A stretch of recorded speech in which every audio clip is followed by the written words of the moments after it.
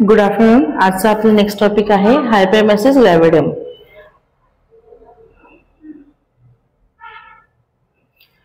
आता हायपरमेसिस ग्रॅव्हिडम ह्या टर्मचा नेमका अर्थ काय आहे, तर हायपर म्हणजे एक्सेसिव्ह, जे की प्रमाणाच्या बाहेर आहे, जास्त प्रमाणात आहे. एमएसएसचा अर्थ होतो मोमेंट आणि ग्रॅव्हिडमचा अर्थ होतो प्रेग्नन्सी. तर hyperemesis gravidarum. Okay. Nausea vomiting हे प्रत्येक लेडीजने पण मोस्ट ऑफ लेडीजना नोशिया वॉमिटिंग हे एक्सपिरियन्स केले जाते during pregnancy.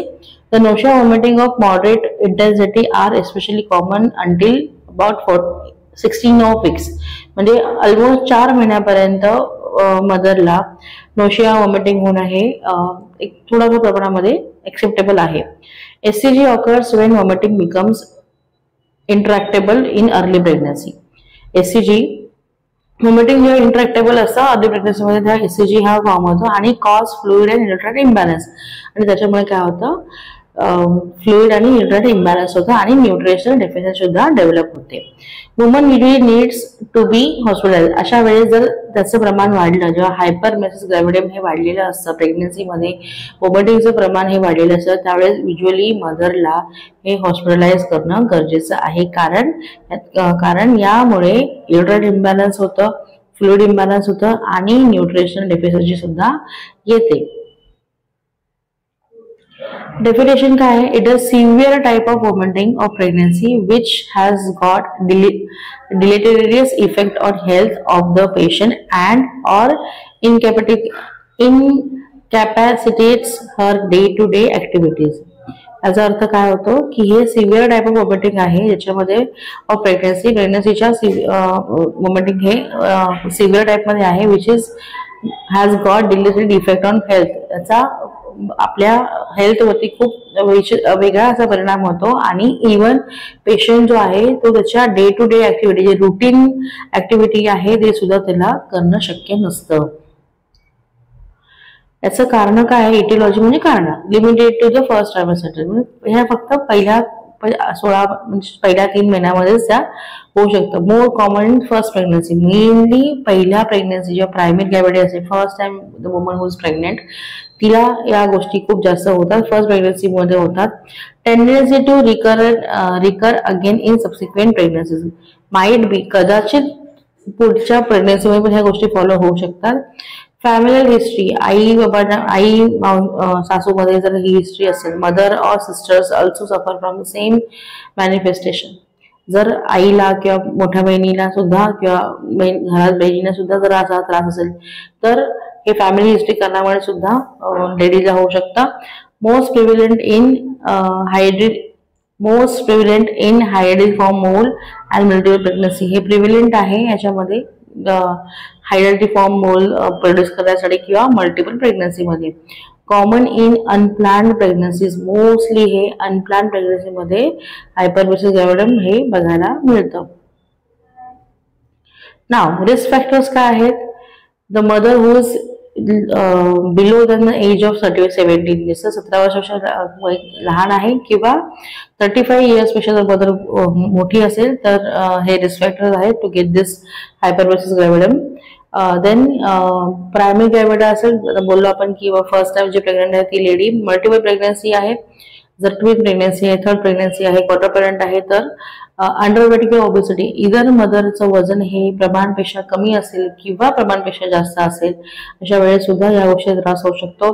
Psychological factors such as unwanted pregnancy, maternal problem. हा एक सायकोलॉजिकल डिफिकल्ट असू शकतो जेव्हा प्रेग्नन्सी नको असते मदरला ड्यू टू सर्टन मॅटरनल प्रॉब्लेम, त्यावेळेस सुद्धा हा सायकोलॉजिकल इव्हेंट हा कोर्स हा होऊ शकतो. History of hyperemesis gravidarum. ज्याला आधीच्या प्रेग्नन्सीमध्ये हिस्ट्री आहे हायपरमेसिस ग्रॅव्हिडमची, त्याला ही जे रिकरन्स चान्सेस हे जास्त असतात. आणि ट्रकोप्लास्टिक डिझीज, हे ट्रकोप्लास्टिक हे क्रोमोझोमल सेल रिलेटेड इश्यूज आहेत, त्याच्यामध्ये सुद्धा हायपरमेसिस ग्रॅव्हिडम हे होऊ शकतं. Theories behind hyperemesis gravidarum. याच्या मागे काय थेरी आहे ते आपण बघूया. एक तर hormonal imbalance, high in HCG hydatidiform mole. ज्या प्रेग्नन्सीमध्ये हाय एससीजी हायड्रिफॉर्म मोल असेल मोठ्या प्रेग्नन्सी, त्यावेळेस हार्मोनल इम्बॅलन्समुळे हायपरमेसिस ग्रॅव्हिडम होऊ शकतं, वॉमिटिंग होऊ शकतं. हाय इस्ट्रोजन, जेव्हा मदरमध्ये हाय इस्ट्रोजन लेवल असते. High progesterone, relaxation of cardiac sphincters. High progesterone असल्यानंतर रिलॅक्सेशन ऑफ कार्डियक स्पिंटर जे मसल्स आहेत त्याच्यामुळे सुद्धा हायपरमेसिस ग्रॅव्हिडमचा त्रास होऊ शकतो. Other hormones which are involved, त्याच्यामध्ये अजूनही दुसऱ्या इन्व्हॉल्ड आहे, त्याच्यामुळे हायपरमेसिसचा त्रास होतो, वॉमिटिंगचा त्रास होतो. That is your thyroxine, thyroid release करत थायरॉक्सिन, प्रोलॅक्टिन, लेप्टिन आणि ॲड्रिनोकॉर्टिकॉल हार्मोन. हे 4 जर पण हार्मोन्स इम्बॅलन्स झाले तरी सुद्धा हायपरमेसिस ग्रॅव्हिडम हा होऊ शकतो. एक दुसरा आहे psychological. It is probably aggravated nausea once it is begin trigger neurologic elements. हे नोशिया तुम्हाला कधी होतं जेव्हा काही मानसिकदृष्ट्या किंवा न्यूरोलॉजिक एलिमेंट्स जेव्हा ट्रिगर करतात तेव्हा हे सायकोलॉजिक फील होते की मला वॉमिटिंग होत आहेत. Dietary deficiency. डायट म्हणजे जर तुम्ही जेवणामध्ये जर व्यवस्थित पुरेसं आणि सगळं अन्न घटक घेतले नाहीत तर probably due to low carbohydrates reserve as it happens after a night without food. Probably due to low carbohydrates काय होतं रात्री मोस्टली आपण विदाउट फूड राहतो. आणि डेफिशियन्सी ऑफ व्हिटॅमिन जी काय आहे ती B1, B6, B12 आणि प्रोटीनची या सगळ्या गोष्टीमुळे डेफिशियन्सी ऑफ B1, B6 आणि प्रोटीन या गोष्टीमुळे मांजरला हायपरमेसिस ग्रॅव्हिडम हे होऊ शकतं किंवा जास्त वॉमिटिंग होऊ शकतात.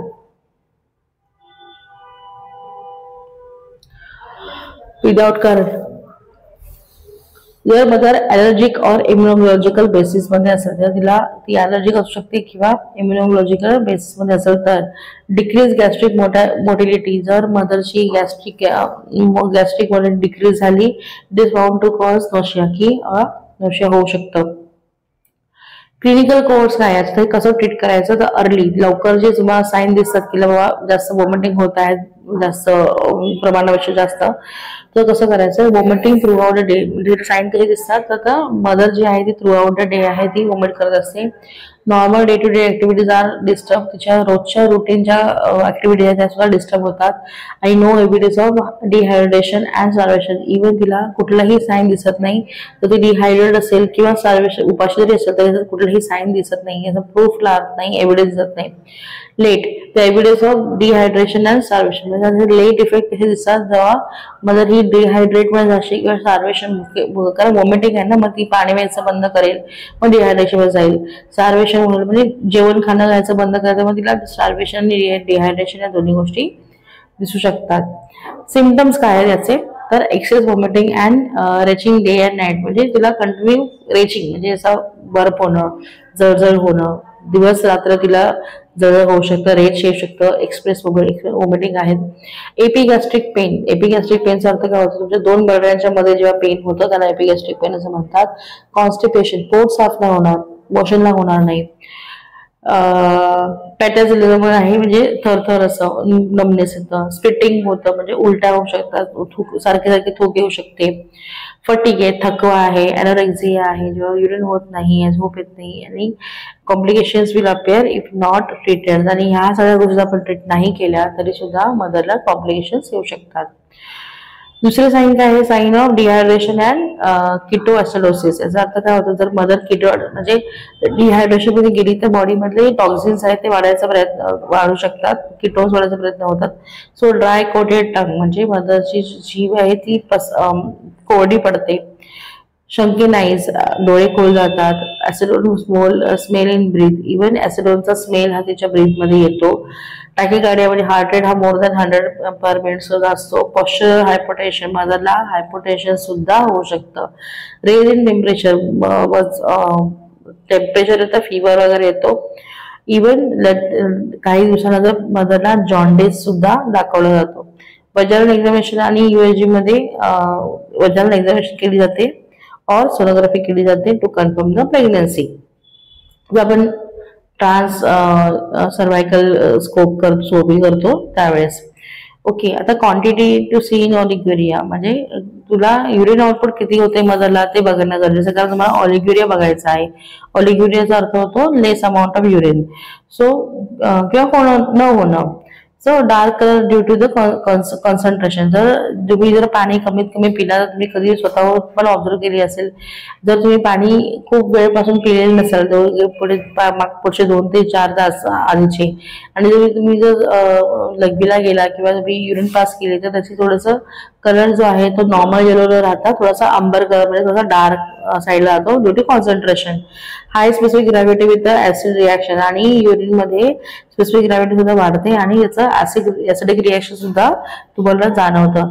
प्रेझेन्स ऑफ ऍसिटोन, तुमच्या जेव्हा आपल्याकडे युरिन टेस्ट करतो आपण तर स्ट्रिप टेस्ट केली जाते कीटोन्स वगैरे बघण्यासाठी, त्याच्यामध्ये तुम्हाला ऍसिटोनचं प्रमाण दिसेल, ऑक्सिडेटेड प्रेझेन्स ऑफ प्रोटीन अँड बाईल पिगमेंट्स, इव्हन ओकेजनल तुम्हाला प्रेझेन्स ऑफ प्रोटीन आणि बाईल पण दिसेल. इव्हन तुम्ही रुटीन टेस्ट करून सुद्धा ह्या गोष्टी चेक करू शकता.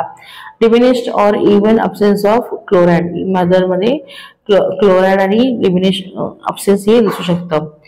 आता काय करायचं आहे, बायोकेमिकल अँड सर्क्युलेटरी चेंजेस, म्हणजे काय अजून काय काय होतं तर सिरम इलेक्ट्रोलाइट, त्याच्यामध्ये सोडियम पोटॅशियम आणि क्लोराईड आहे, हॅज टू बी डन. त्यामुळे कारण डिहायड्रेशनमुळे तुमचं फ्लूइड इम्बॅलन्स होतं, न्यूट्रिएंट्स इलेक्ट्रोलाइट इम्बॅलन्स होतं, आणि युजली इलेक्ट्रोलाइट म्हणजे काय तुमचे सोडियम पोटॅशियम आणि क्लोराईड. तर सोडियम आणि पोटॅशियम तुमचे इंट्रासेल्युलर आहेत आणि सबस्टन्स आहेत, आणि क्लोराईड हे तुमचं एक्स्ट्रा सेल्युलर आहे. म्हणून सोडियम पोटॅशियम आपण जेव्हा संज्ञा देतो के, आणि पोटॅशियमची सोडियमची Na आणि पोटॅशियमची के, तर आपण त्याच्या डोक्याच्या वरती प्लस असा मार्क देतो, म्हणजे ते इंट्रासेल्युलर सेलमध्ये प्रेझेंट आहेत, आणि क्लोराईड जे आहेत ते मायनस दाखवतो कारण ते एक्स्ट्रा सेल्युलर आहेत. सो ऑप्थॅल्मिक एक्झामिनेशन, मदरची आपल्याला ऑप्थॅल्मिक एक्झामिनेशन करायची आहे. It is required if patient is seriously ill, हे बघण्याला गरजेचं काय, रेटायनल हॅमरेज. जर मदर कंटिन्युअसली हायपरमेसिस एवढे असेल तर मदरला रेटायनल हॅमरेज होऊ शकतं, आणि detachment of the retina are the most unfavourable sign. आणि जर रेटायनाचं डिटॅचमेंट झालं, स्वेलिंग वगैरे आली तर हे मोस्ट अनफेवरेबल साईन सुद्धा आहे.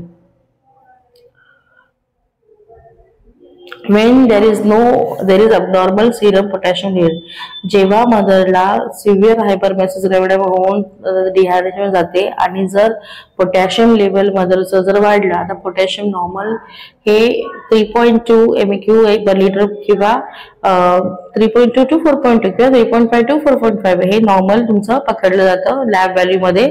जर प्रेग्नन्सी कन्फर्म्ड आहे आणि associated cause of vomiting are excluded like gynaecological, medical और सर्जिकल कॉजेस, जर मेडिकल कॉजेस काही एक्सक्लूड केले, गायनेकोलॉजी एक्सक्लूड केले किंवा सर्जिकल कॉज काही कॉज एक्सक्लूड केले तर वॉमिटिंगचं कारण हे प्रेग्नन्सीचं असणं गरजेचं आहे. सोनोग्राफी करून तुम्ही प्रेग्नन्सी कन्फर्म करू शकता.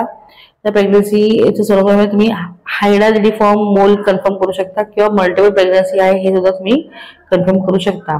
आता न्यूरोलॉजिकल काय आहे, सायकोलॉजिकल म्हणजे विचारता ब्रेन रिलेटेड काय गोष्टी आहेत तर workless encephalopathy due to the thiamine deficiency, डिहायड्रेशनमुळे थायरामिन डेफिशियन्सी होतं तर मदरला वर्कनिक्स इन्सेफेलोपॅथी होऊ शकते. पॉन्टेन मायोलिनोलायसिस, पॉन्टिन मायोलिनोलायसिस होऊ शकतं. पेरिफरल न्यूट्रायटिस होऊ शकतं. सायकोसिस मध्ये जाऊ शकते मदर. ऑफ्थॅल्मिक रेटायनल हॅमरेज होऊ शकतं, कन्व्हर्जन होऊ शकतं, आणि कोमा सुद्धा मध्ये जाऊ शकते. स्ट्रेस अल्सर होतो स्टमक मध्ये कारण ऍसिडिटी जास्त सिक्रेट होतं, स्ट्रेस अल्सर होतो. युसोफेगल टियर होतात, आपल्या अन्ननलिकेला टियर जाऊ शकतात, आणि जॉन्डिस सुद्धा होऊ शकतं ड्यू टू लिव्हर डॅमेज, आणि इव्हन त्याच्यामुळे लिव्हर डॅमेज होऊन जॉन्डिस सुद्धा मदरला होऊ शकतो. The only preventive is to import effective management to correct the simple vomiting of pregnancy. याचा करेक्टिव्ह मॅनेजर काय, याचा प्रिव्हेंटिव्ह मेजर काय आहे तर इम्पोर्ट इफेक्टिव्ह मॅनेजमेंट करणं गरजेचं आहे to correct the simple vomiting of a pregnancy.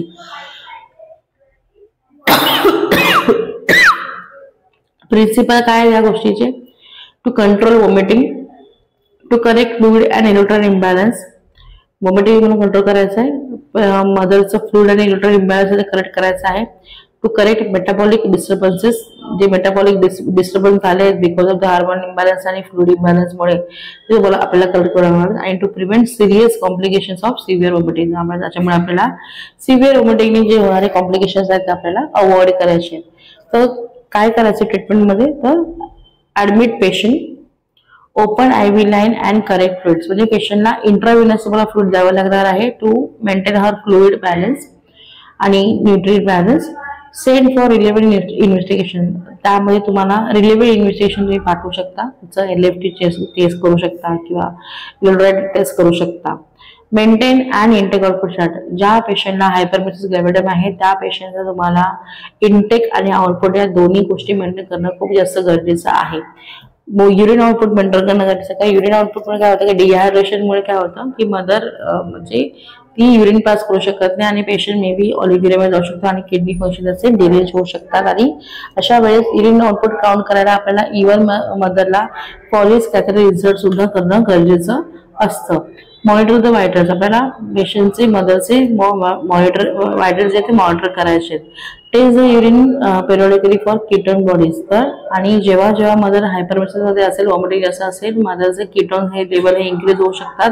अशा वेळेस तुम्हाला मदरची पेरियॉडिक कीटोन टेस्ट ही करणं गरजेचं आहे, जेणेकरून तुम्हाला फ्लुइड रन करता येईल. कारण कीटोन्स हे वॉश आउट होणं गरजेचं आहे आणि कीटोन बाहेर टाकण्यासाठी तुम्हाला फक्त हायड्रेशन मेंटेन करणं गरजेचं आहे. After the caesarean cessation of smoking, the cessation of vomiting, जर मदरला वॉमिटिंग झाल्यानंतर काय करायचं आहे, during the period fluid given through IV drip. Usually मदरला IV ड्रिप ही लावली जाते. The amount of fluid has to be infuse in 24 hours. Okay, मदरला वेल हायड्रेट केलं जातं. जे काही फ्लुइड आहे ते विदिन 24 hours मध्ये 2 पॉइंट 3 पॉइंट हे दिले जातात according to patient condition. Calculated as total amount of fluid approximate liters, and which half is 5% dextrose आणि half of the Rinka solution. So पेशंटला कॉन्सन्ट्रेट सोल्युशन दिलं जाते आणि 5% सोल्युशन डेक्स्ट्रोज आणि 5% रिंका आणि हाफ इज रिंका सोल्युशन, हे दोन्ही mix करून दिलं जातं. Extra amount of 5% dextrose equal to amount of vomitus आणि युरिन इन 4 to 24 hours. जर एखाद्या लेडीला एक्स्ट्रा अमाऊंट ऑफ फ्लुइड द्यायची गरज लागली, ती सगळं डिपेंड करते अमाऊंट ऑफ वॉमिट, जे वॉमिट किती प्रमाणात केलेली आहे आणि युरिन किती लास्ट 24 hours किती पास केली याच्यावरती तुमचं इंटेक पण ठरत असतं. Okay, this measures helps to correct the dehydration. त्याच्यामुळे the helps to correct the dehydration, electrolyte imbalance and ketosis. तर याच्या कारणामुळे काय होतं की तुम्ही मदरमध्ये डिहायड्रेशन, इलेक्ट्रोलाइट इम्बॅलन्स आणि कीटोसिस हे प्रिव्हेंट करू शकतात. Internal nutrient through nasogastric tube may be also given. Even मदरला आर्टिफिड वगैरे असेल, इंटरनल न्यूट्रिएंट जर नेझोगॅस्ट्रिक ट्यूब प्लेस केली असेल तर तुम्ही त्याच्या थ्रूमध्ये आर्टिफिड सुद्धा तुम्ही देऊ शकता externally to keep her well hydrated और न्यूट्रिएंट बॅलन्स बांधण्यासाठी तुम्ही हे देऊ शकता.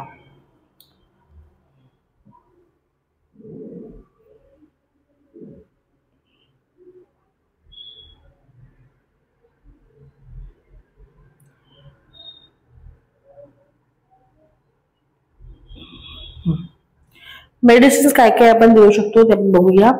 प्रोमेथाझोन, आता मी इथे मेडिसिन तुम्हाला सांगतोय की काय काय देऊ शकतो. शेवटी कन्सल्टंटचा कॉल आहे. ओके, सो कंटेंट जे आहे ते मला सांगते की प्रोमेथाझोन 25 mg आपण बिल्डी देऊ शकतो. PD to TDs according to disease condition. हे ट्रायफिलोप्रोपेन 10 mg देऊ शकतो. हे मेडिसिन्स इंजेक्शन्स आहेत. मेटाक्लोप्रोमाइड हा 10 mg देऊ शकतो किंवा हायड्रोकोर्टिसोन देऊ शकतो. Hydrocortisone works well when there is any imbalance is there. Steroid आहे ऍक्च्युअली हे.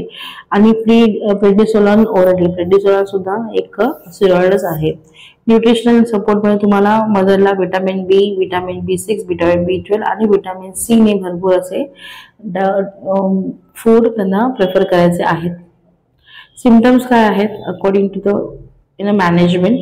डेली मॉनिटरिंग करायचं आहे मदरचं, daily monitoring of the patient. मदरला रोज मॉनिटर करायचं आहे. Look for a sign for improvement in the patient. तुम्हाला पेशंट मध्ये साइन दिसतात, whether is improvative or deteriorative. इम्प्रोव्हेटिव्ह जर साइन मध्ये दिसले तर सबसाइड्स ऑफ वॉमिटिंग, ज्यामुळे तिला सबसाइड नसतं म्हणजे वॉमिटिंग नसणार आहे, फिलिंग हंग्री, तिला भूक लागेल, बेटर लुक असेल आणि disappearance of acidosis from breath and wine आणि डिसअपिअरन्स होणं. ॲसिडन युरिन मध्ये सुद्धा किटोन प्रेझेंट नसतात आणि मदरच्या ब्रीथमध्ये सुद्धा किटोन प्रेझेंट नसतात. Normal pulse and blood pressure, normal urine output. मदरला नॉर्मल ब्लड प्रेशर आणि पल्स रेट मेंटेन केला जाईल. इव्हन युरिन आउटपुट जे आहे ते सुद्धा नॉर्मल असेल. Okay, monitor lab result for dehydration.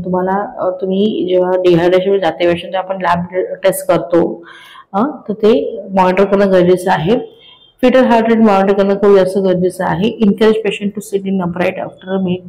मदरला तुम्हाला अपराईट सीट म्हणजे पाठीला टेकून बसून अपराईट बसणार म्हणजे बसण्याच्या स्थितीमध्ये बसायचं आहे आफ्टर मील, जेवणानंतर.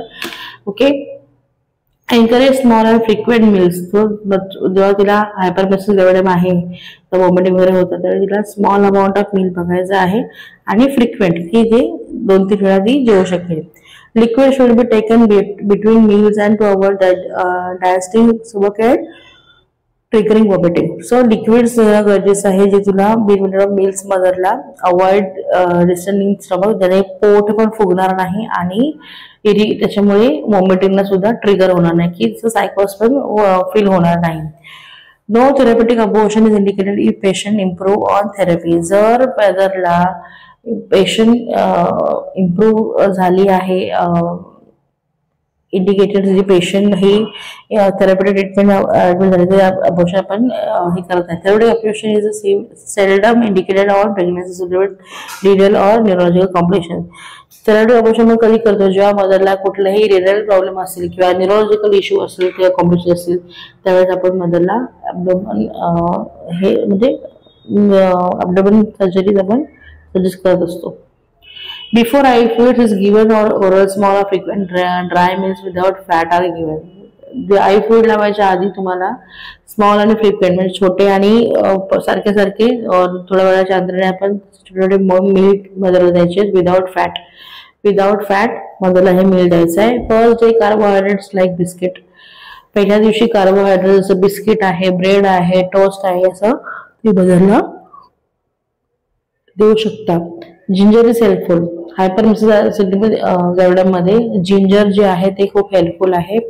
Gradually food diet is distorted. जसं जसं मदरला वॉमिटिंग कमी होत जाईल आणि ती हळूहळू डाएट घ्यायला लागेल तर हळूहळू तुम्हाला तिचं डाएट हे वाढवणं गरजेचं आहे आणि फूड डाएट पर्यंत रीच होईल. थँक्यू.